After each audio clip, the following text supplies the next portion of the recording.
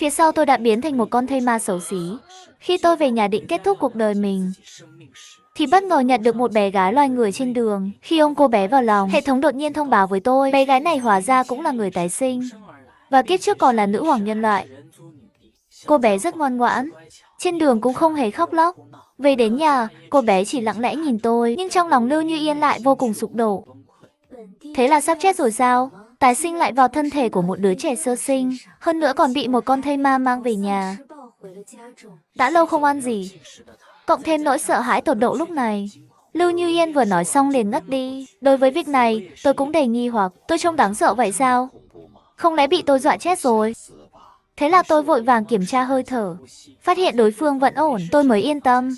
Sau đó, tôi quyết định sẽ nhận nuôi cô bé, và vào bếp để chuẩn bị chút đồ ăn cho cô bé. Lưu Như Yên trong cơn mơ màng, cảm nhận được một cảm giác ngọt ngào tràn vào miệng. Cô bé mở mắt, ngạc nhiên khi phát hiện mình chưa bị con thây ma ăn thịt.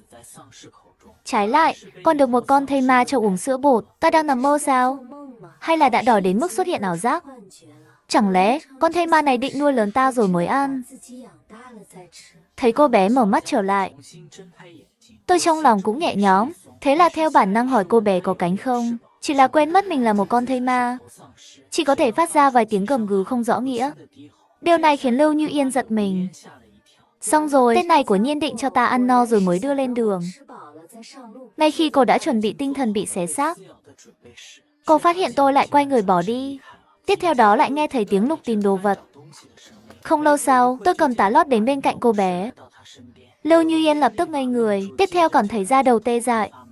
Thầy mà biết cho ta uống sữa đã đành, không ngờ còn biết mặc tá lót cho ta. Ngay sau đó, trong đầu cô bé đột nhiên hiện lên một suy nghĩ kinh ngạc. Chẳng lẽ con thây ma này vẫn giữ được ý thức của con người? Nhưng khoan đã, con thây ma trước mắt này, sao nhìn thế nào cũng không giống nữ. Nữ hoàng của ta lại bị một người đàn ông mặc tá lót. Điều này đồng nghĩa với việc thân thể của ta đã bị nhìn hết. Cần phải biết rằng, kiếp trước ta thậm chí chưa từng chạm tay vào đàn ông.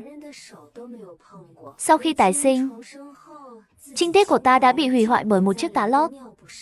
Thây ma chết tiệt, đợi nữ hoàng lớn lên, đầu tiên sẽ giết người. Lưu Như Yên cảm xúc kích động, nhưng khi nhìn thấy tôi chăm chú thay tá lót cho cô bé, trong lòng cô lại có chút cảm động. Thôi được rồi, nghĩ lại, chắc chắn ngươi khi còn sống là người tốt có con cái. Sau khi biến thành thây ma mà vẫn giữ được nhân tính thật hiếm có. Vì ngươi đã coi ta như con gái của mình, nên từ bây giờ, ta tuyên bố, từ nay về sau, ngươi chính là bố thây ma của ta. Sau khi ăn bài xong cho cô bé, tôi bắt đầu suy nghĩ về vấn đề dự trữ thức ăn. Sữa bột trong nhà chỉ đủ cho cô bé ăn 2 ngày. Mặc dù đám thây ma khắp phố sẽ không để ý tới tôi, nhưng vẫn phải cẩn thận những người sống sót ẩn nấp trong bóng tối. Đợi trời tối rồi đi thu thập thức ăn vậy. Chẳng mấy chốc màn đêm buông xuống, tôi bước vào một siêu thị, bắt đầu thu thập thức ăn. Bên kia, sau khi tắm rửa xong, Lưu Như Yên phát hiện trong nhà không có ai. Bố thây ma, ban đêm đi đâu rồi? Lưu Như Yên đang thắc mắc, đột nhiên phát hiện ánh trăng sáng rực ngoài cửa sổ. Lúc này nhìn vô cùng quái dị. Là trăng máu, hôm nay đã là đêm trăng máu sao? Xem ra thời đại tiến hóa toàn cầu sắp bắt đầu rồi. Trên phố, tôi nhìn thấy trăng máu. Một lúc cũng cảm thấy ngạc nhiên, nhưng không để ý lắm. Thế nhưng, khi tôi vừa đến dưới lầu nhà mình, đột nhiên cảm thấy cơ thể có gì đó không ổn. Tôi cảm nhận được trong cơ thể có một luồng nhiệt kỳ lạ. Đầu óc cũng lúc này rối loạn, như muốn nổ tung. Tôi cố gắng kiểm soát để giữ tỉnh táo, tuy nhiên lại không chú ý tới. Cơ thể mình đang dần trở nên trong suốt. Cả quá trình khiến tôi vô cùng đau đớn. Không biết bao lâu sau, cảm giác đau đớn dần biến mất. Tôi ngạc nhiên phát hiện, mình không còn là con thây ma xấu xí nữa. Chẳng lẽ mình đã biến dị? Thế là tôi nhìn xung quanh, thấy các tòa nhà xung quanh vẫn như cũ. Vô lực lắc đầu. Nhưng khi nhặt đồ trên đất lên, tôi phát hiện điều bất thường. Thân thủ dường như linh hoạt hơn, không còn vụng về như trước. Chẳng lẽ tôi đã trở lại thành người? Đúng lúc 2 con thây ma đi về phía tôi. Khi tôi chuẩn bị bỏ chạy, trong lòng đột nhiên xuất hiện một cảm giác kỳ lạ. Hình như có sự liên kết nào đó với 2 con thây ma này. Chẳng lẽ do độc thân lâu quá, đến cả thây ma cũng có cảm giác đó. Ngay khi chúng đến trước mặt tôi dường như cảm thấy mình có thể truyền suy nghĩ vào cơ thể của chúng. Giống như dùng sợi dây điều khiển con rối vậy. Cảm giác kỳ diệu này khiến tôi nhất thời phấn khích. Thế là tôi vội vàng bắt đầu kiểm chứng suy đoán trong lòng. Quả nhiên, khi tập trung chú ý, hai con thây ma vừa rồi còn đi khập khiễng, đột nhiên đứng yên tại chỗ. Hiện tại có thể khẳng định, đêm trăng máu hôm nay tuyệt đối không đơn giản. Nó không chỉ thay đổi bản thân tôi, mà còn cho tôi khả năng kiểm soát những thây ma khác. Thế là tôi điều khiển số 1 và số 2. Vang những vật tư mà tôi đã thu thập trước đó. Đi vào khu dân cư của mình và để chúng làm bảo vệ an toàn cho cư dân. Cùng lúc đó, Lưu Như Yên sau khi trải qua nghi lễ máu, cũng đã thức tỉnh năng lực siêu phàm đến kiểm soát tâm linh. Một chiếc thìa, dưới sự kiểm soát của cô ấy không ngừng bay lượn trong không khí, và điều khiến cô ấy vui mừng nhất là cô ấy đã lấy lại được năng lực siêu phàm từ kiếp trước đến kiểm soát thời gian. Ha ha, chỉ với năng lực kiểm soát thời gian này, vị trí nữ hoàng. Với năng lực này, cô ấy sẽ tiếp tục thống trị thế giới. Hiện tại, bản đế có hai năng lực mạnh mẽ này. Sau này chẳng phải là vô địch sao? Đúng lúc Lưu Như Yên đang đắc ý, bỗng nhiên trong đầu truyền đến một trận đau nhói. Chiếc thìa cũng đồng thời rơi xuống giường. Cả người cô ấy có cảm giác kiệt sức. Xem ra cơ thể này vẫn còn quá yếu. Chỉ sử dụng năng lực một lát mà đã không chịu nổi rồi. Tuy nhiên, chỉ cần bản thân không ngừng trưởng thành, năng lực này sẽ không ngừng tăng lên. Đúng lúc này, cô nghe thấy tiếng động từ nhà bếp.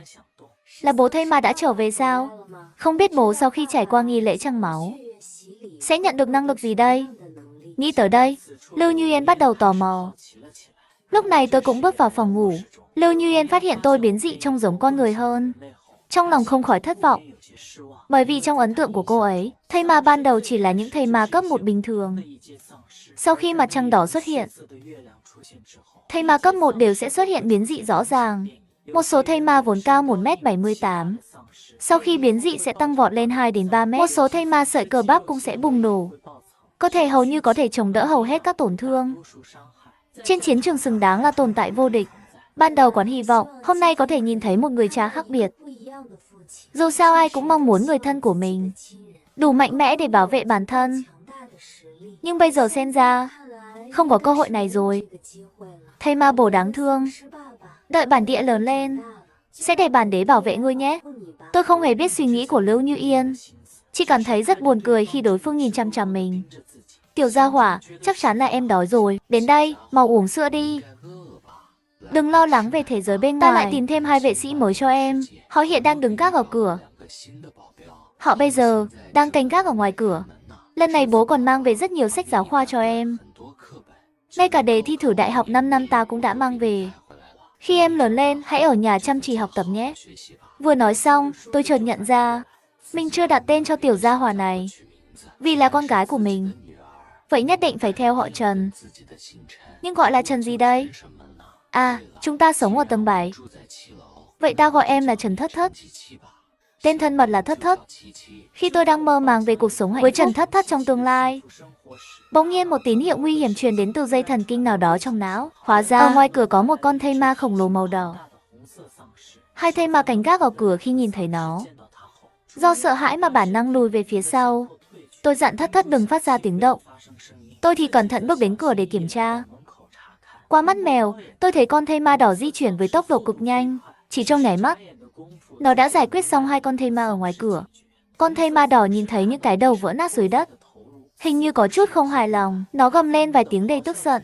Sau đó mới quay người rời đi. Tôi núp sau cửa, thấy đối phương rời đi, không khỏi thở phào nhẹ nhõm. Thế là tôi trở về phòng ngủ, đang chuẩn bị an ủi Thất Thất. Đột nhiên bên ngoài cửa sổ lại truyền đến tiếng gầm của thây ma. Qua cửa sổ, tôi nhìn xuống phía dưới.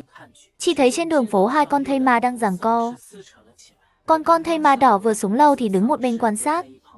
2 con thây ma đánh nhau cũng gây ra tiếng động lớn. Con thây ma cao to và mạnh mẽ nhấc bổng một chiếc xe hơi bên cạnh và ném về phía con thây ma mảnh mai hơn. Con thây ma mảnh mai linh hoạt né tránh và dùng móng vuốt sắc bén tấn công đối phương. Còn tôi khi nhìn thấy cảnh này thì rơi vào suy nghĩ. Thây ma hiếm khi xảy ra nội chiến. Xung quanh họ cũng không tồn tại thứ gì bị tranh giành.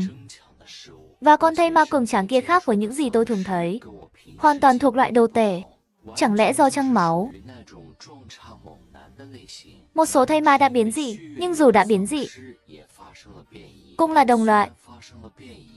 Tại sao vẫn phải đánh nhau? Mang theo câu hỏi trong lòng, tôi tiếp tục quan sát. Trận chiến giữa các thây ma cũng sắp kết thúc. Mặc dù con thây ma cường tráng trông rất mạnh mẽ, nhưng do con thây ma mảnh mai linh hoạt hơn, nó thoát khỏi sự kiềm chế và nhảy lên.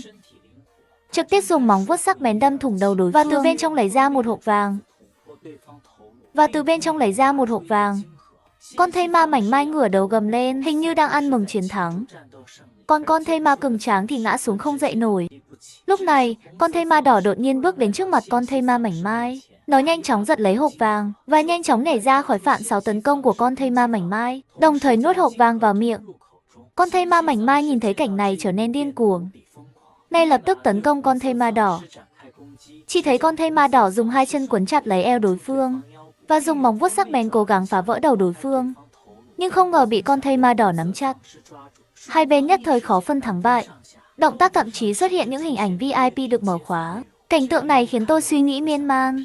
Chẳng lẽ những thây ma y tá này khi còn sống đã làm những động tác này không ít lần? Lúc này, con thây ma đỏ tung một cú đấm mạnh xuống. Đầu của thây ma y tá bị đập nát vụn.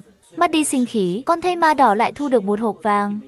Tôi nhìn thấy hộp vàng, trong lòng dâng lên một cảm giác khao khát. Hình như vô cùng cấp bách muốn có được món đồ này. Chẳng lẽ nếu tôi ăn hộp vàng này, sẽ mang lại lợi ích to lớn cho cơ thể mình? Nói cách khác, cuộc đại chiến giữa các thây ma là vì hộp vàng này.